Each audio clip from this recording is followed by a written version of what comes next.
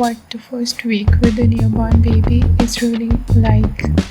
Your baby may develop a common newborn health condition. Several common health conditions can pop up in your first week with a newborn. According to the American Academy of Pediatrics, health conditions that are common in newborn include: first, abdominal distension; second, acrocyanosis; third, birth injuries; fourth, skin discoloration; 5.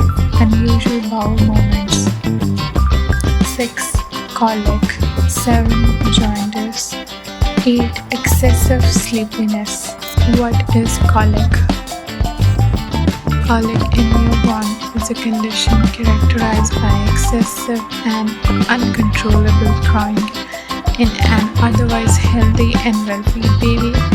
It is quite common, affecting up to 25% of infants, and typically starts around 2 to 3 weeks of age, peaking at around 6 weeks, and gradually improving by